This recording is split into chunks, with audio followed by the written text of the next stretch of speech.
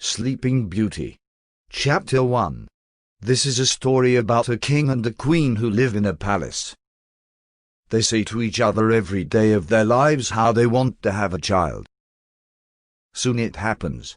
The queen is bathing. And there comes a frog out of the water and says to her, "Your wish comes true and you will bring a daughter into the world." Chapter 2. And soon it happens. The queen has got a daughter. She is so beautiful. The king jumps for joy. And they have a great feast. It is not only for their relatives and friends, but also for the wise women. They must be kind and must bless the child. There are 13 of them in his kingdom. But the king puts only 12 golden plates for them to eat from. One of them is to be out. Chapter 3. The feast is going on. Soon it finishes. The wise women take turn to present to the child their wonderful gifts. The first gives goodness, the second beauty, the third riches, and so on, with everything is in the world to wish for. And when 11 of them say their greetings, the 13th witch comes in and without greeting or respect, she cries with a loud voice. When the princess is 15th, she pricks her finger with a spindle and falls down dead. And without speaking one more word, she goes out of the hall.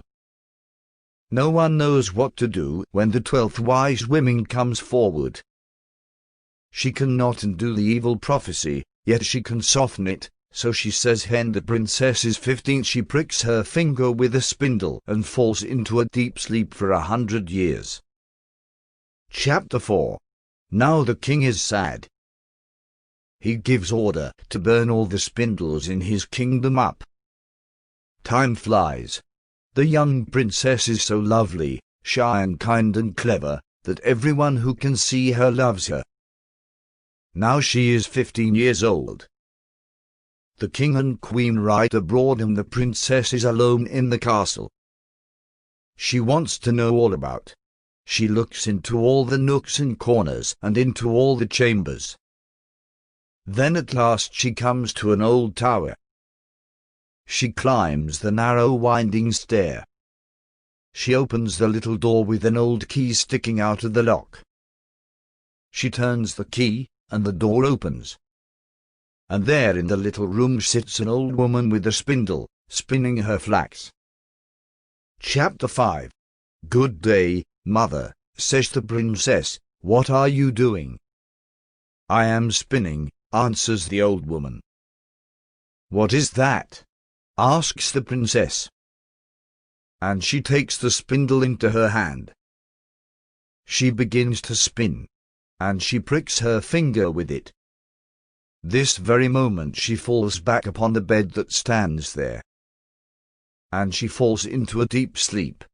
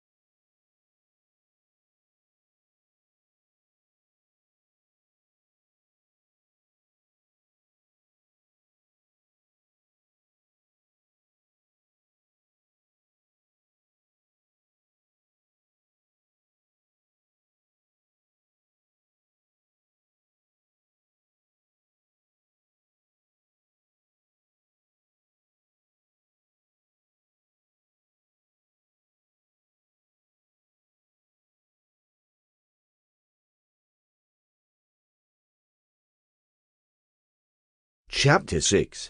And this sleep falls upon the whole castle. When the king and queen return, they fall fast asleep, and with them the whole court does. The horses sleep in their stalls, the dogs in the yard, the pigeons on the roof, and the flies on the walls. The fire becomes still and sleeps, and the meat on the spit sleeps too. So the cool does, and the wind stops, and not a leaf falls from the trees about the castle.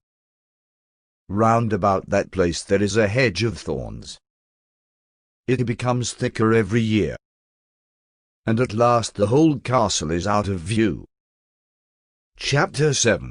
The Sleeping Beauty's name is Rosamond. The news about her beauty goes around the country, and from time to time kings' sons come and try to fight their way through the hedge. Yet it is impossible for them to do it. The thorns hold fast together like strong hands, and the young men lose their ways. They can't get free and die. Chapter 8. Many years pass, and there comes a king's son into that country. He hears a story about the castle. It is behind the hedge of thorns, and a beautiful Princess Rosamond sleeps there. And with her the king and queen and the whole court sleep. And all man tells that many kings' sons try to pass the thorn hedge, but they die. The young man says, I do not fear to try.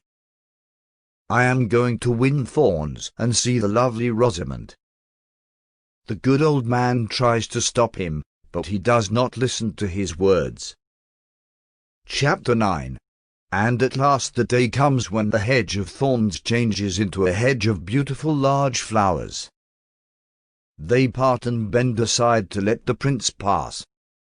They close behind him in a thick hedge. He reaches the castle yard. He can see the horses and dogs sleeping. He can see the pigeons on the roof. They sleep with their heads under their wings. When he comes in, he can see the flies on the walls sleeping. The cook in the kitchen sleeps with a black hen in his hands. Then he goes upstairs. He can see all the court sleeping in the hall too. The king and the queen sleep on their thrones, and all is so quiet. Chapter 10. At last he comes to the tower.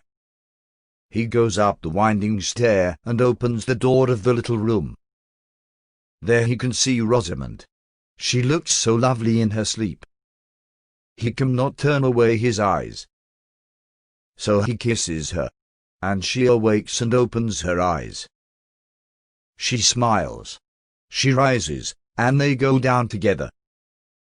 The king and the queen and whole court wake up. They look at each other with great eyes of wonder. And the horses in the yard get up, and the dogs jump up. The pigeons on the roof fly. The flies on the wall creep on a little. The kitchen fire blazes. The meat on the spit begins to roast. The cook goes on cooking the hen. And then the prince and Rosamond have the wedding. And they live very happily together until their lives end.